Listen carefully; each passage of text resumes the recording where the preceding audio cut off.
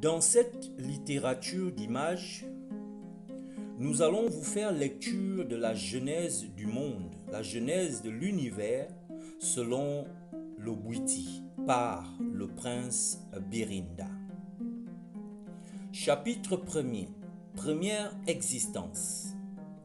Mouvant dans la nuit des mystères qui est le manteau de son existence, dans l'inexistence, sa forme manifestée, le créateur de l'univers dont le nom est inconnaissable peut être nommé de 6 manières différentes. Mukuku Kanja, Muku Nasuma, Givanga Vanga, Mwagabenda, Timbi Pendi, Kumu Chenge. Mukuku Kanja, esprit des esprits, esprit mystérieux, esprit feu, origine de l'existence et de la non-existence, inconnu, insaisissable.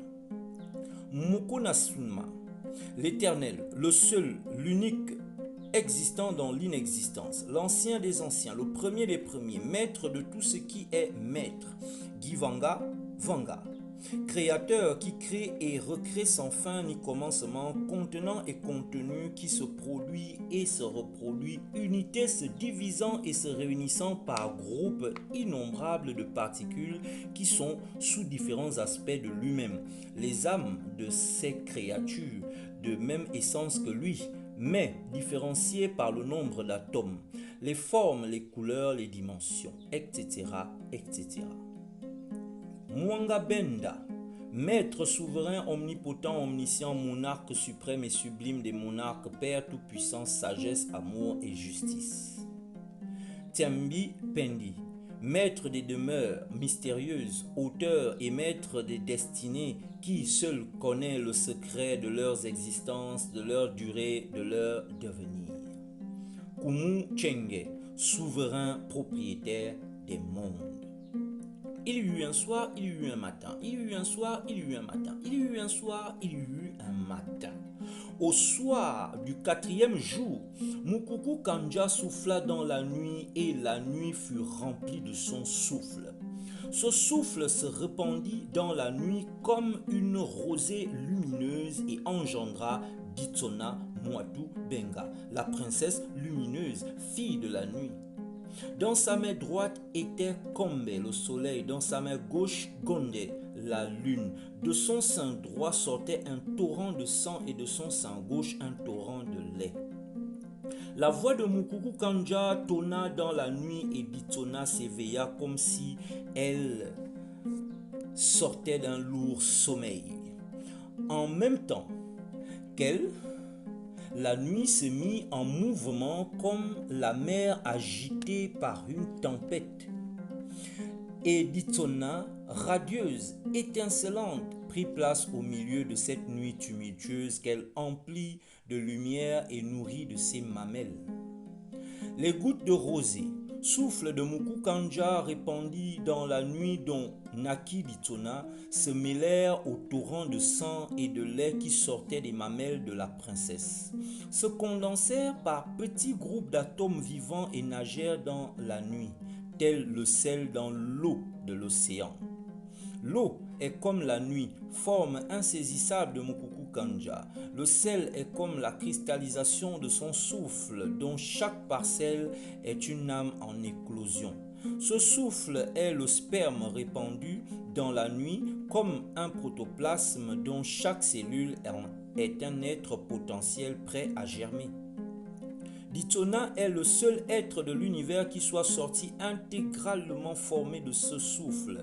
C'est pourquoi elle est dite princesse et reine incréée, d'où vont dépendre toutes les manifestations. Elle est l'existence lumineuse, elle est fille de la nuit, elle est noire comme la nuit. Mais à son éveil, elle se vêtit d'un manteau blanc, translucide et ceignit sa tête d'un diadème d'étoiles, couronne de sa divinité. C'est pourquoi on la nomme femme blanche, princesse de lumière. Elle alimente le soleil de sa clarté, la lune de son sourire lumineux. Elle ravit les âmes somnolentes et les ranime. Non seulement Les mystères de Ditsona ne doivent pas être révélés, mais ils ne peuvent pas l'être. Aucun langage humain n'étant capable de les exprimer. Il est possible de voir, de connaître ces mystères, mais rien dans notre monde n'étant équivalent. Aucun vocabulaire n'est assez riche pour les décrire. C'est pourquoi de tout temps, les grands maîtres ont tenté de les expliquer par des paraboles, des allégories, des légendes, des fables mythologiques. Hélas, bien peu sont ceux qui peuvent en saisir le sens exact. Je ne voudrais rien sceller, mais ma langue est paralysée. Mon intelligence est aveuglée, mon esprit étourdi. Pas plus que le poète, pas plus que l'artiste, ni aucun autre mortel, je ne puis dépeindre ce domaine insaisissable au verbe humain. Il faut le voir soi-même pour le comprendre. Je m'efforcerai toutefois de faire sentir ce qui est inexprimable, d'en donner une image, un reflet véridique. Ditsona est la reine de l'existence secondaire ou de la deuxième existence. Elle sert de modèle à toute âme formulée. La première existence commence à la naissance de Ditsona, la nuit du souffle de Mukuku Kanja, Mukuna Suma. Mais la deuxième existence est celle dont découlent toutes les manifestations, tous les êtres qui ont été créés après la naissance de la princesse de lumière. C'est elle que nous allons maintenant parler. Avant d'aborder ce sujet, disons que l'Afrique est, pour le reste du monde, un pays habité par des idolâtres ténébreux et primitifs.